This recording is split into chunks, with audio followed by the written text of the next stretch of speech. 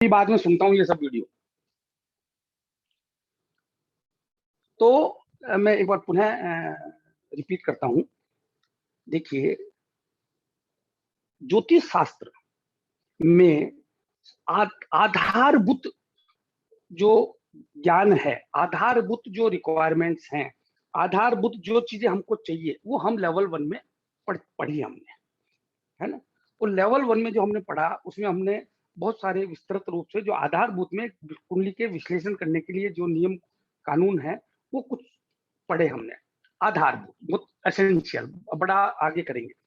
तो मैंने काफी विवेचन करने के बाद और पहले लेवल के सारे वीडियोस को ऑब्जर्व करने के बाद ये महसूस किया कि सबसे पहले किसी भी घटना का, किसी भी प्रकार के रिश्ते का, कोई भी चीज, कोई भी कारकत्व के उत्पन्न होने का अगर विवेचन करना है, तो सबसे प्राथमिक है कि मैं वह भाव विशेष जिसका विवेचन कर रहा हूं, जिसका मैं विवेचन करने जा रहा हूं, उसका पूरा विवरण करूंगा, उसका पूरा विवेचन करूंगा, जिसके मैंने आपको पूरा डिटेल ये बताया कि सर्वप्रथम आप देखेंगे कि भाव शुभ है या अशुभ है।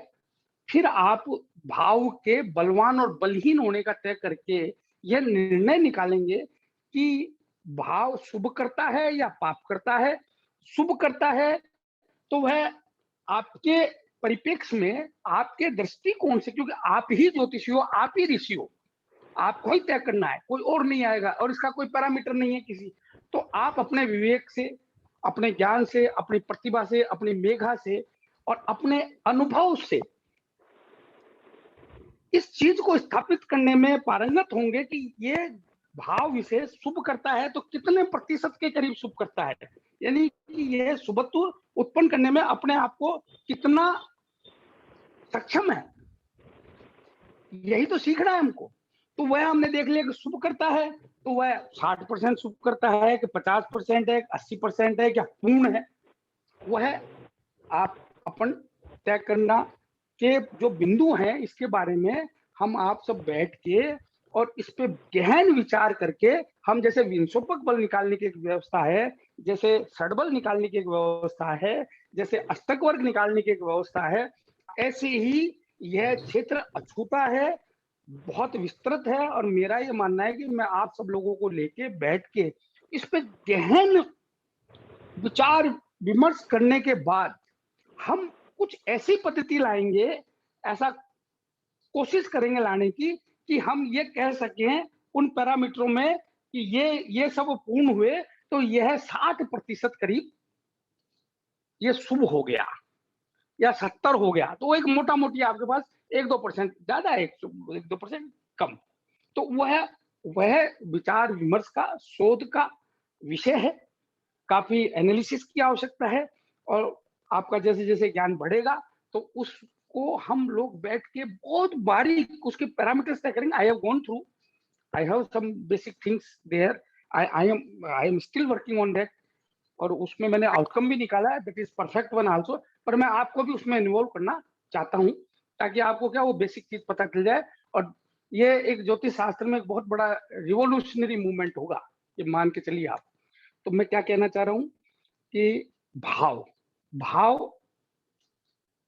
जो मैंने आपको बताया कि सबसे पहले तय करेंगे कि किस भाव, तो वह शुभ करता है या पाप करता है, तो शुभ है या पाप है, फिर बलवान है और बलहीन होना है, तदनुसार हम भाव का तय करेंगे।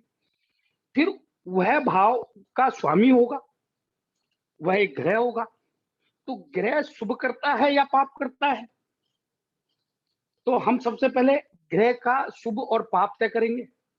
फिर उसके बाद बलवान और बलहीन की जो मैंने 17-18 स्थितियां बताई, उनमें 3-4 बच्चे जो मैं क्लियर करूंगा, वह तय करके हम निकालेंगे। तो भाव और उस भाव का स्वामी, साथ ही उस भाव का कोई कारक भी होगा। आपको पूर्ण परिणाम प्राप्त करने के लिए उस भाव का कोई कारक भी होगा, तो उसका भी आपको विश्लेषण करना पड़ेगा। उस भाव में कोई ग्रह बैठा है, उसका भी विश्लेषण करना पड़ेगा। उस भाव को कोई ग्रह देख रहा है, उसका भी विश्लेषण करना पड़ेगा। और जैसा कि मैंने आपको बताया कि ग्रह भाव के अगल बगल में बैठा हुआ ग्रह भी उस पर प्रभाव डालता है, जो कटरी के रूप में हम करते हैं। तो उनके भी पापत्व और शुभत्व को आप कर लेंगे। यानी अगर कोई व्यक्ति जो सफल ज्योतिषी है वह पूरे ग्रहों का इस प्रकार शुभत्व और पापत्व तय कर लेता है और भाव विशेष का पापत्व शुभत्व तय कर लेता है, तो भावेश कारक भी हो गया और उसको प्रभावित करने वाले जितने ग्रह हैं उनके आधार पर उसने रिजल्ट निकालता है कि ये भाव अपने परिणाम देने में इतने प्रतिशत सफल है। उससे आप कह दोगे ये परिणाम देगा ही। अब शुभ देगा या पाप देगा, तो वह शुभ कर्ता और पाप कर्ता के आधार पे आपको निर्धारित करने हैं, है ना। तो ये बहुत महत्वपूर्ण बात है। फिर हम इसमें ये देखेंगे कि किसी भाव विशेष का स्वामी किस भाव में गया, अपने स्थान से कहाँ गया, अपने मित्रों से संयुक्त हुआ, शत्रुओं से संयुक्त हुआ, उसका जो प्रभावित करने वाला नक्षत्र है उस नक्षत्र की क्या स्थिति है, वो अब हम आगे। तो मैं आपको अभी सीड रूप में ये चीज बता रहा हूँ। जैसे उदाहरणार्थ सप्तम भाव का मैं विश्लेषण करना चाहता हूँ। किसी व्यक्ति कोई आया और वो कहना भाई मेरा विवाह की स्थिति बताओ क्या है, तो आप सबसे पहले सप्तम भाव का विवेचन करेंगे। जो मैंने जो उसके पैरामीटर तय किए हैं, जो नियम बनाए, उनके आधार पर आपने देखा। फिर सप्तम भाव का भावेश को ले लिया, उसके आपने पूरे जो गणना के आधार बनाए गए उनके आधार पर गणना की। फिर सप्तम के कारक की आपने गणना कर ली और आपको ये हो गया कि इसका ये भाव जो है तो 70% 80% शुभ करता है। तो यानी इसका विवाह भी होगा और विवाह के बाद इसका वैवाहिक जीवन की स्थिति क्या रहने वाली है वह भी आपको पता चल गया। तो वहां आपको काम शक्ति, काम का भी पता चल गया, यानी लस्ट डिजायर, उसकी जो उमंगे हैं, उत्साह है, जीवन में भोग की स्थितियां हैं, आनंद प्रमोद है ना, खुशियां हैं। सप्तम भाव से जो जो चीजें देखते हैं, वो व्यापार भी आ गया, दसम का दसम, तो व्यापार भी आ गया। वो फ्री लॉन्चर के रूप में काम कर, सप्तम भाव बलवान होता है तो व्यक्ति फ्री लॉन्चर में बहुत ज्यादा सक्सेसफुल होता है ना। पौष्टिक भोजन की प्राप्ति होती है, आनंद खुशियां होती है और जीवन के शौक पूरे करता है ना। जीवन के शौक का भी भाव जो है सप्तम है। जो भी हम शौक पालते हैं, सप्तम और 11वां भाव हमारे शौकों को पूरा करता है ना। यहाँ तक कि पान चबाने का भी अगर कोई वर्णन करना चाहता है तो सप्तम भाव। एक और चीज बताता हूँ। अब खुजली जो है ना, खुजली ये बीमारी है, आप हम सब जानते हैं, चर्म रोग है। लेकिन खुजलाने से आदमी को ना बहुत आनंद की प्राप्ति होती है। खुजलाने से बहुत आनंद की, वो सप्तम भाव से देखा जाता है। यानी खुजलाना जो है सप्तम भाव। अब वो खुजलाना शुभ है या अशुभ है, वो है उसका शुभत्व पापत्व, शुभ करता पाप करता पे डिपेंड करेगा। मतलब हमारे ऋषियों ने इतना बारीक तक उसका विश्लेषण किया हुआ है ना। तो वो, तो अब उसके आधार पर आप आराम से निर्णय निकाल पाओगे कि यह घटना होगी या नहीं होगी। होगी तो कितने % शुभ रहने वाली है, या विवाह उत्पन्न तो हो रहा है, विवाह उत्पन्न तो हो रहा है लेकिन पाप प्रभाव में उत्पन्न हो रहा है। पापी ग्रह विवाह को ज्यादा प्रभावित करते हैं। पाप प्रभाव में उत्पन्न हो रहा है तो वह विवाह के बाद संकट आना ही है। अब मान लीजिए सप्तम भाव में पापत्व तो इतना उत्पन्न हो रहा है कि एक पत्नी के बाद दूसरी, दूसरे के बाद तीसरी, यानी एक उसकी कुंडली जो है अपनी पत्नी को मारती है, दूसरे पे जाती है, तो दूसरे द्वितीय भाव से अपन देख रहे हैं, वहां पे भी वो ऐसा पाप उत्पन्न होता है। तो ये सब चीजें जब अपन आगे बहुत विश्लेषण करेंगे तब ये बहुत आधारभूत है। तो इसलिए मैं इस पे बहुत ज्यादा आप लोगों को बार बार ये कह रहा हूँ कि इस चीज को बहुत गहराई से समझना है ना। फिर तो उसी क्रम में मैं अपने बात चल रही थी, तो एक तो मैं बात करना चाह रहा था उसमें गई कुंडली में, कई क्लास में अपन ने क्या रह गया था, 22वां दृष्टि। देखिए मैंने अभी आपको वर्ग कुंडलियां नहीं पढ़ाई, वर्ग कुंडलियां पढ़ा देता तो अभी आपको ये बहुत आसानी से समझ में आ जाता। एक 64वां नवमांश वर्ग कुंडलियां मैं लूंगा, इसी लेवल 2 में लूंगा, षोडश वर्ग पूरा पढ़ाऊंगा, है ना। और क्या क्या रह गया था, तीसरा क्या रह गया था बताएंगे कुछ? है हेलो, पुष्करनुमान, बहुत बढ़िया। और एक और चीज रह गई थी, एक कौन सी चीज रह गई थी? सर बाधक और साधक ग्रह। बाधक साधक, बिल्कुल सही, बाधक और साधक।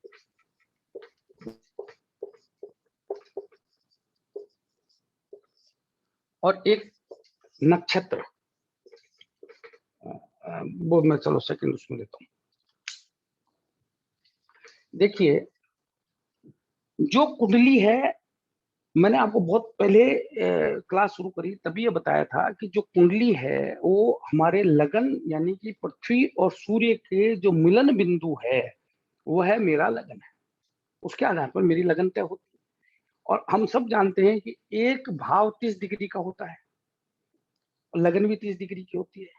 तो 360 और एक व्रत जो है 360 डिग्री का होता है और उसको हमने 12 भागों में बांटा हुआ है। पृथ्वी का पथ जो है, पृथ्वी जिस पथ पे चलती है वो अंडाकार है। पृथ्वी दोलन करती हुई चलती है, ये भी हम जानते हैं। और उस अंडाकार पथ को हमने 12 भागों में बांटा हुआ है ना, और उसको 12 राशियों का नाम दिया हुआ है।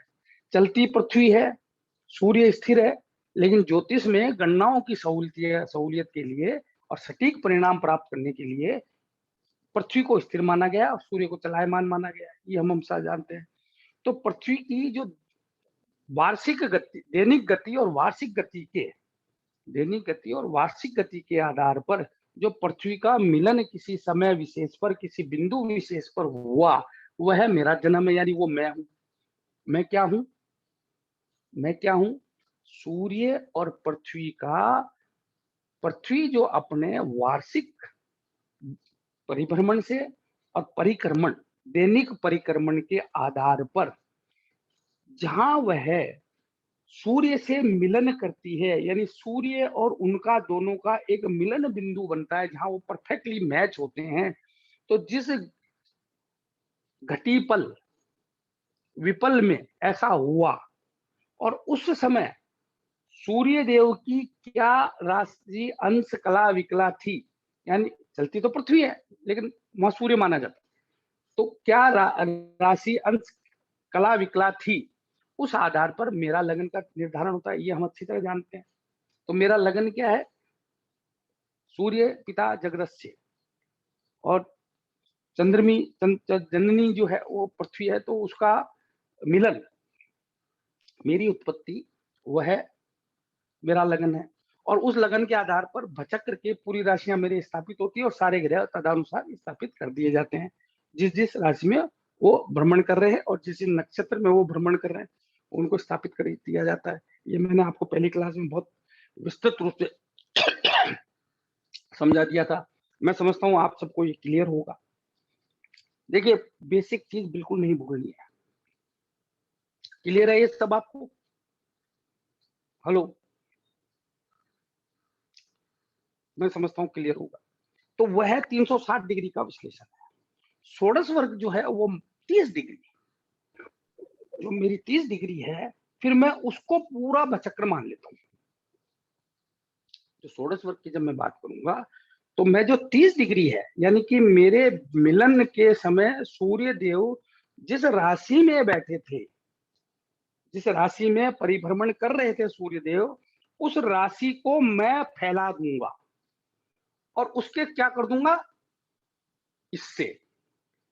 अब मैं अगर होरा की बात कर रहा हूं तो उसके 2 हिस्से कर दूंगा। तो हिस्से किसके कर रहा हूं मैं? लगन के। हिस्से किसके कर रहा हूं? लगन के। लेकिन यहाँ मैं षोडश वर्ग में बताऊंगा, लेकिन अगर मैं दसम भाव का कर्म का विश्लेषण कर रहा हूं तो मैं दसम भाव के हिस्से कर रहा हूं। अगर मैं भाग्य का कर रहा हूं, नवमांश का कर रहा हूं, तो मैं नवम भाव के हिस्से कर रहा हूं लगन के, क्योंकि लगन का मध्य ही वहां सब मध्य है। आप समझ रहे हो ना? जैसे मैं संतान की अगर तो जो उसका संतान के लिए मैं अगर डिवीजन करूंगा तो मैं पंचम भाव, आप समझ रहे हो ना?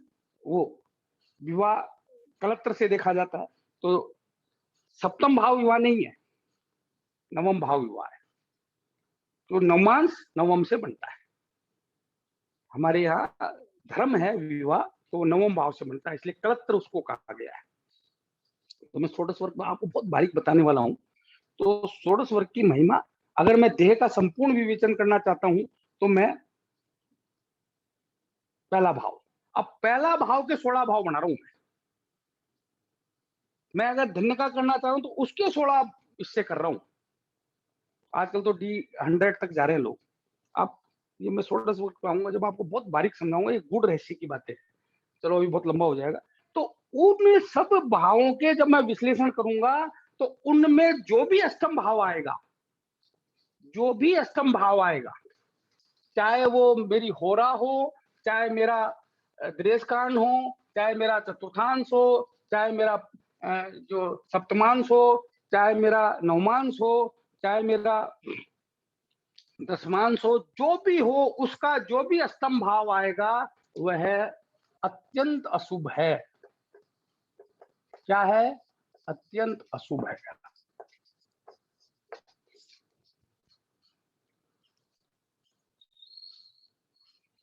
अब हमारे ज्योतिष में षड वर्ग से शुरू करके षोडश वर्ग तक गए।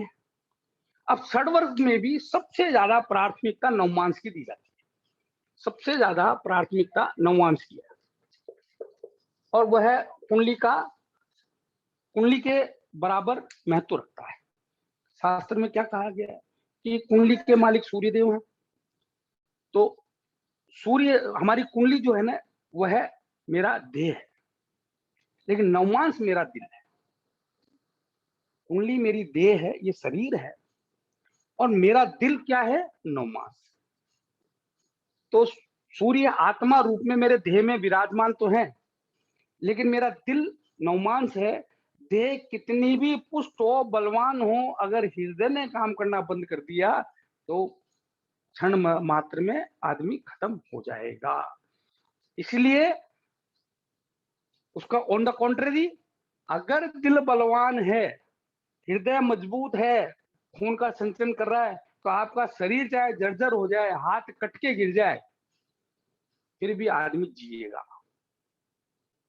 तो रुद्र भट्ट जी ने और बाकी सभी ने, कईयों ने नवमांश को प्राथमिकता दी। नवमांश का बलवान होना ज्यादा उत्तम कहा।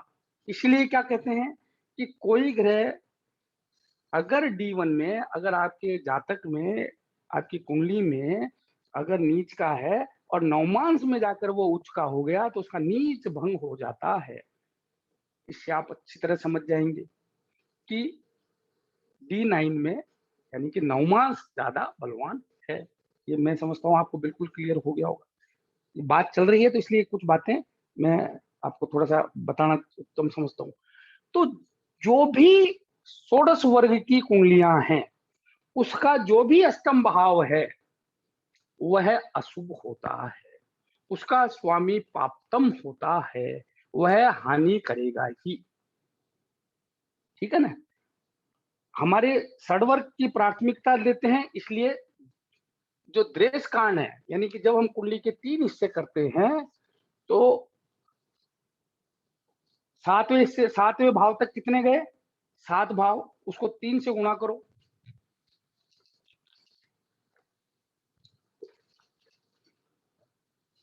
3 से गुणा करो 7, तो 21 खंड, तो 21 द्रेष कांड तो कहां चले गए आपके? सप्तम तक। कहां चले गए? सप्तम तक। लेकिन जैसे ही 22वां जाएगा तो वो किस में चला जाएगा? आपके अष्टम भाव में। समझ रहे हो आप?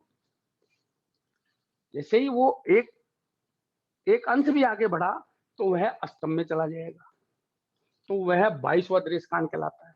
अब अष्टम के आधार पर अगर आप तय करोगे तो 0 से लेके, हम जानते हैं कि 0 से 10 तक पहला द्रेष कांड होता है, तो वह अष्टम में आएगा, तो उससे अगला जो द्रेष कांड आएगा वो 12वें भाव में आएगा, उससे 5वां होगा, उससे 5वां होगा। आप चाहे गिन के देख सकते हो। तो वह कहां जाएगा? 12वें भाव में।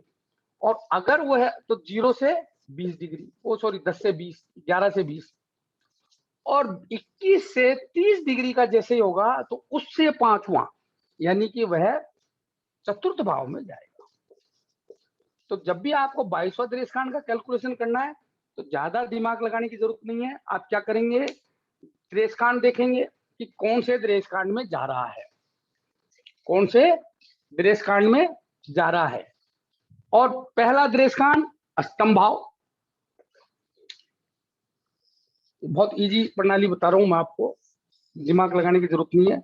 ये मैं आपको बहुत अच्छी तरह क्लियर कर रहा हूं कि कोई भी वर्ग कुंडली या कुंडली का जो अष्टम भाव है वो पापतम होता है।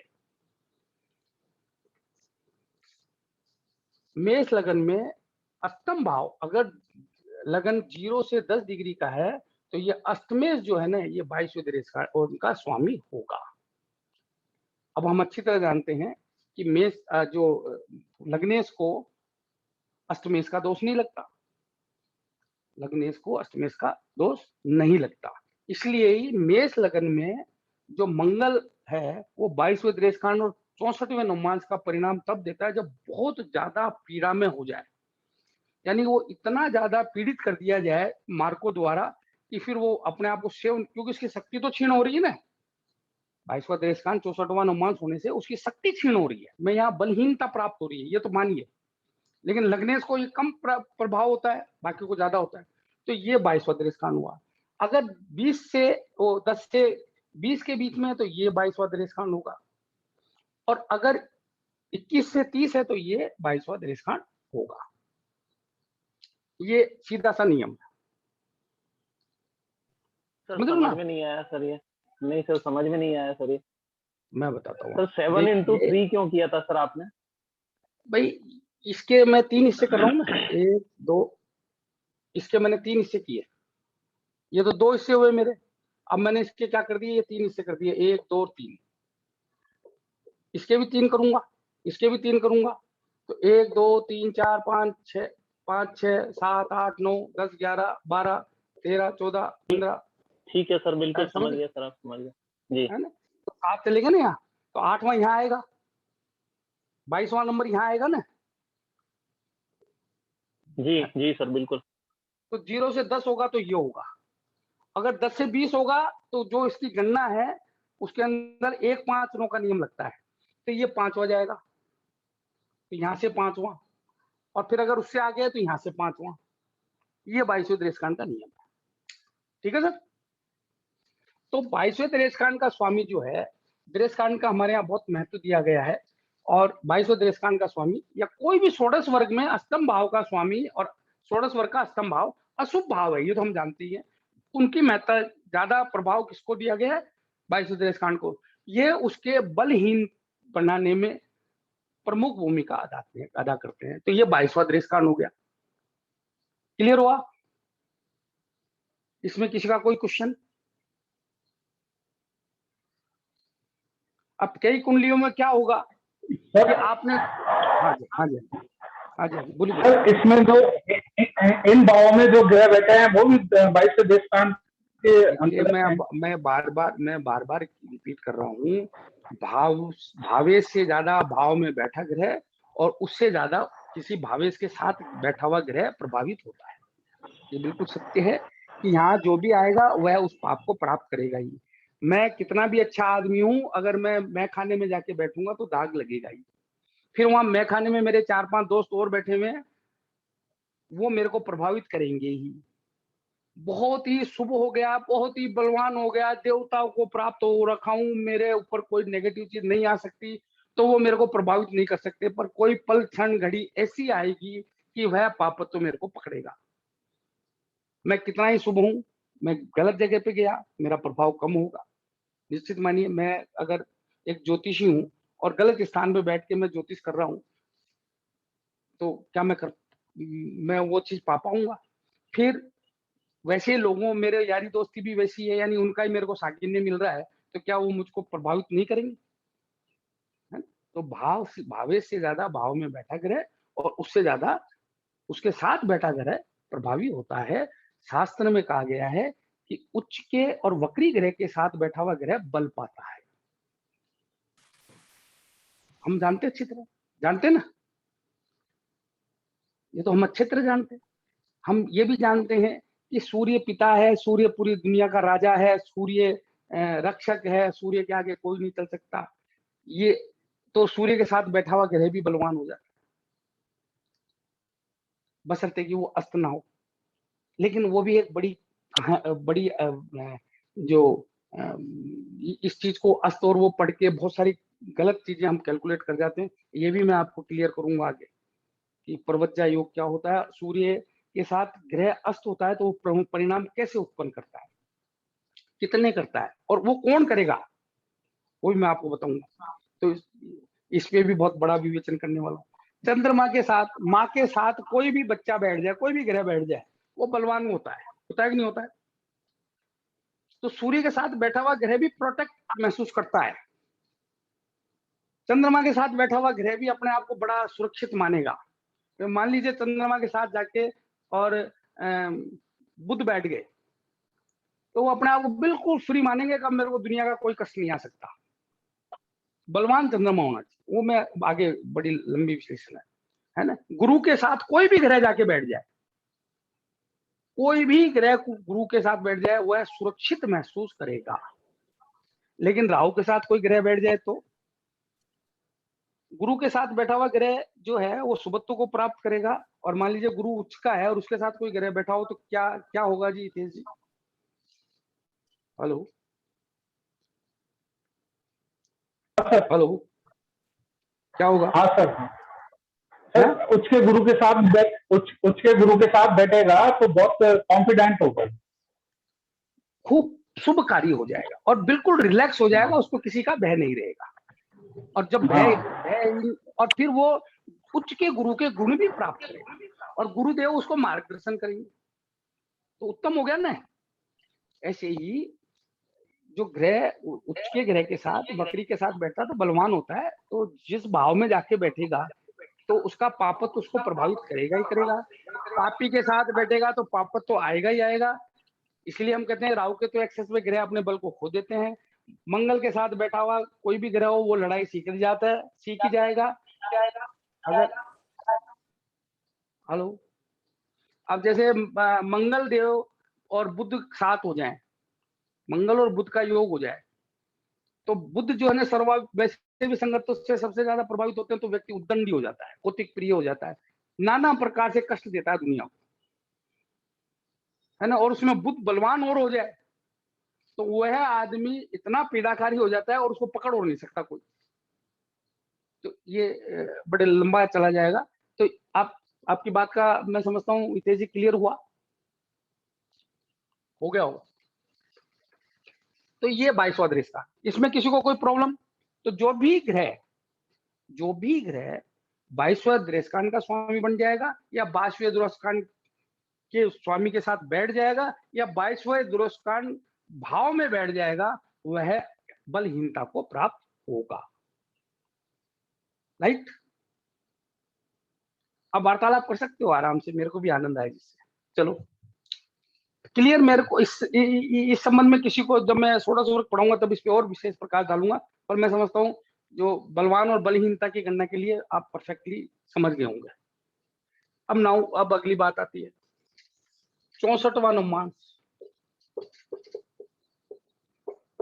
नवमांश यानी 9 खंड, 9 9 9 9 9 9 9 साते 63, तो 63 तो यहाँ खत्म हो गए। 64वां कहाँ जाएगा? 64वां कहाँ जाएगा? अष्टम भाव में। 64वां नवमांश कहाँ जाएगा? अष्टम भाव में। इसलिए इसको क्या कहा गया है? खराब, यह कष्टकारी है। अब 64वें नवमांश के संबंध में 64वें नवमांश की गणना के लिए प्राथमिकता चंद्रमा को दी जाती है। प्राथमिकता किसको दी जाती है? चंद्रमा। तो चंद्रमा सुख दुख को पाने में सबसे ज्यादा। और नवमांश का स्वामी कौन? मैंने किसको बताया नवमांश का स्वामी? कोई बताएंगे? अभी भी बताया मैंने आपको। लगन का स्वामी किसको बताया मैंने?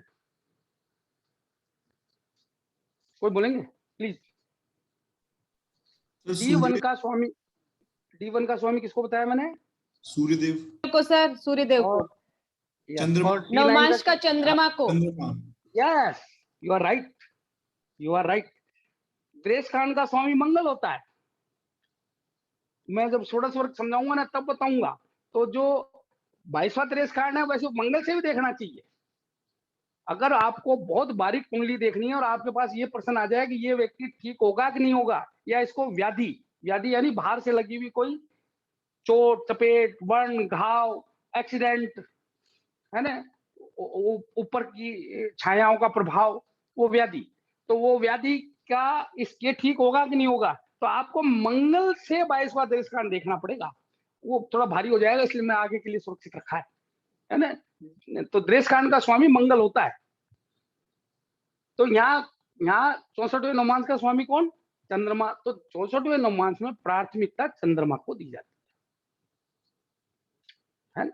लेकिन एक सफल ज्योतिषी दोनों देखता है। प्राथमिकता चंद्रमा को दी जाती है। तो आपको क्या करना है कि मान लीजिए चंद्रमा यहाँ बैठा है किसी व्यक्ति का, तो यहां से आप गिनेंगे चंद्रमा से अष्टम, वह 64वां नवमांस है। अब उस 64 वहां से आपको 64वें नवमांस की गणना करनी है। वहां से आपको 64वें नवमांस की गणना करनी है। मान लीजिए तो चंद्रमा की डिग्रियों को आप क्या करेंगे, यहाँ स्थापित कर देंगे।